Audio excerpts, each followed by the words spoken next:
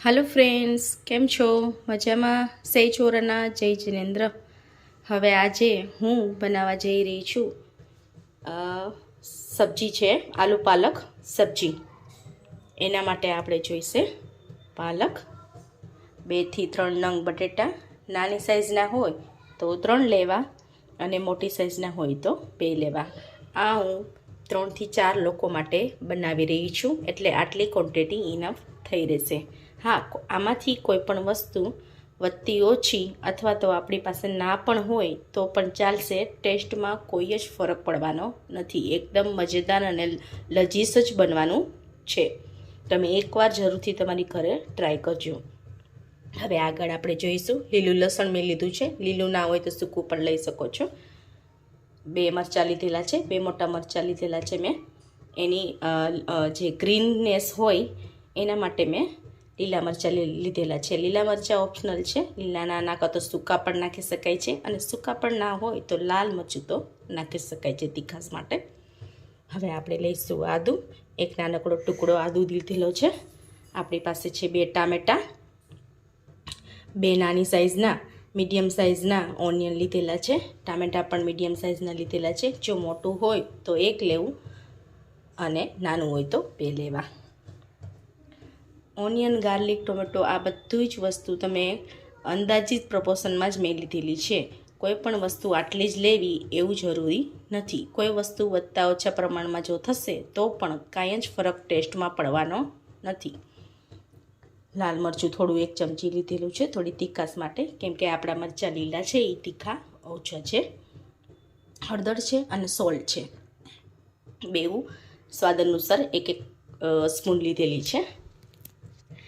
પાલકને ધોવાની જરૂર નથી, કેમ કે આપણે પાલકને ગરમ પાણીમાં બોઇલ કરવાની છે અને બ્લાન્ચ કરવાની છે એને,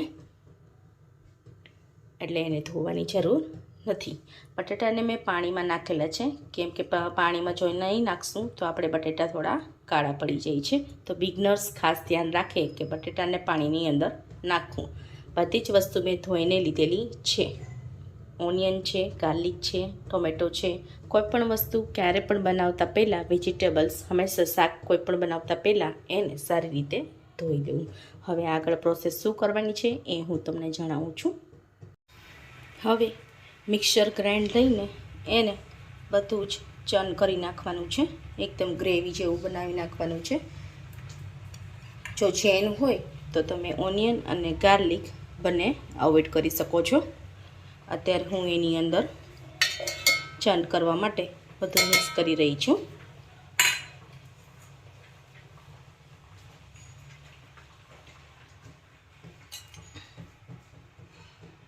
ટમેટા છે આપણા,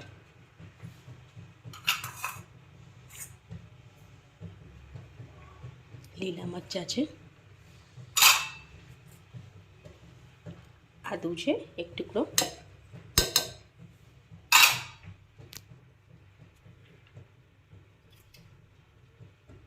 ઓનિયન છે। એક નાની તપેલીમાં મેં અંદાજિત પાણી લીધેલું છે થોડું। પાણી થોડું બોઇલ થાય એટલે ફાસ્ટ હીટ ઉપર આની અંદર મેં બ્લાન્ચ કરવા માટે આપણી પાલક એડ કરી દીધી છે।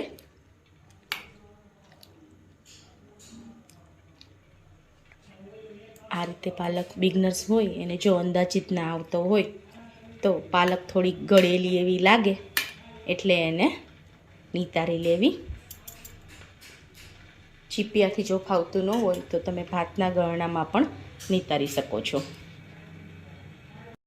આપણી પાલક આ રીતે બ્લાન્ચ થઈ જશે। બિગનર્સને હું બતાવી રહી છું, આ રીતે બ્લાન્ચ થઈ જાય ચીપિયાની મદદથી બીજા એક બેસનમાં લઈ લેવું। આની અંદર તમે બરફ પણ એડ કરી શકો છો, બરફનું પાણી અથવા તો બરફ ઠંડુ કરવા માટે। અને જો તમારી પાસે ના અવેલેબલ હોય તો પણ કંઈ પણ નાખવાની જરૂર નથી, એની જાતે જ થોડી વાર થશે એટલે ઠંડુ પડી જશે. આપણી ગ્રેવી ચંદ થયા પછી કંઈક આ રીતે દેખાશે. એકદમ ગ્રેવી ટાઈપની કરી નાખવાની છે. આમાં થોડી પાણીની જરૂર હતી એટલા માટે મેં થોડું પાણી એડ કરેલું છે. 2 થી 3 ટેબલ સ્પૂન મેં આની અંદર ઓઇલ નાખેલું છે. ઓઇલ નાખ્યા પછી મીડિયમ હીટ ઉપર એને થવા દેવાનું છે. ગ્રેવીને હંમેશા ધ્યાનમાં રાખવું, ગરમ ઓઇલમાં નાખતા પહેલાં એની હીટ છે મીડિયમ કરી નાખવી, જેથી કરીને આપણી સામે ઉડીને ગરમા ગરમ આવે નહીં. હાથથી આવી રીતે ચેક કરતા રહેવું તેલ આવ્યું છે કે નહીં. તેલ આવી જાય પછી એની અંદર ગ્રેવીને એડ કરી દેવી.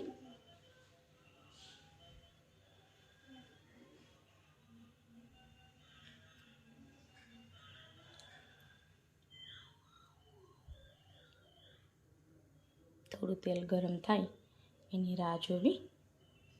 થોડું તેલ ગરમ આપણું થઈ ગયું છે. હું ધીમે ધીમે એની અંદર આપણી ગ્રેવી એડ કરું છું. આવી રીતે આપણી ગ્રેવી એની અંદર એડ કરી દેવી.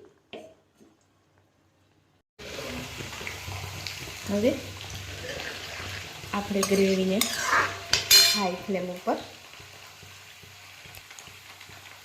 સોલ્ટ અને હળદર નાખી દઈશું. એની અંદર મીડિયમ ફ્લેમ રાખી આપણી ઉપર ઉડે નહીં એ રીતે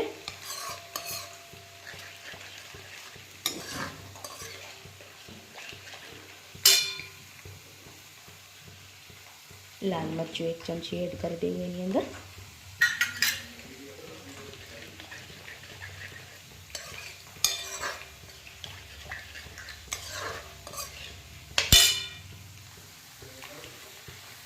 આપણા બટેટાને થોડું તેલ મૂકીને આ રીતે તળીને પછી એની અંદર એડ કરવા.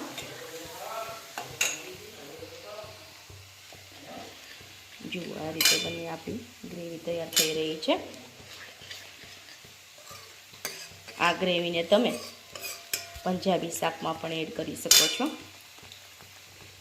પનીર ટીકા મસાલા આવે છે, પંજાબી મસાલો,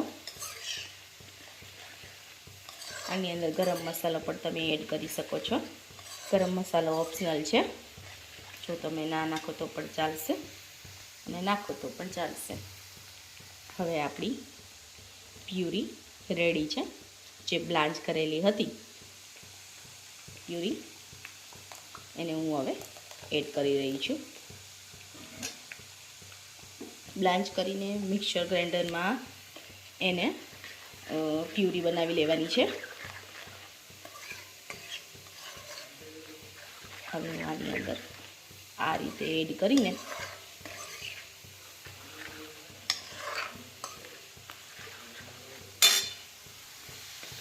બટેટા થોડા સતળાઈ જાય પછી એની અંદર એડ કરવાના છે.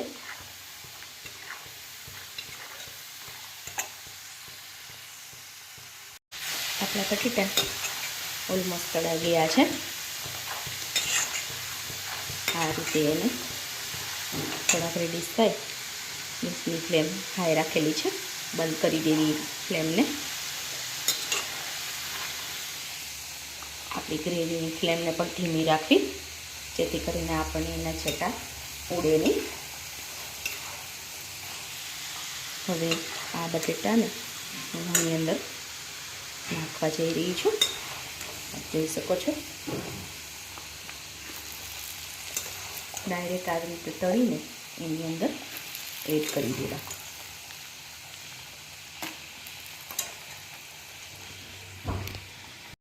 હવે આપણી આલુ પાલક સબ્જી રેડી છે.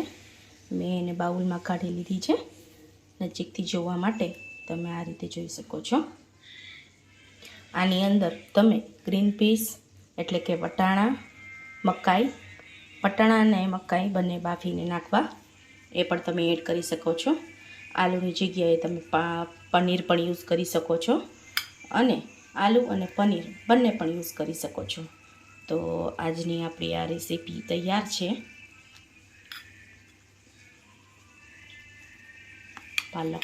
આલુ પાલક.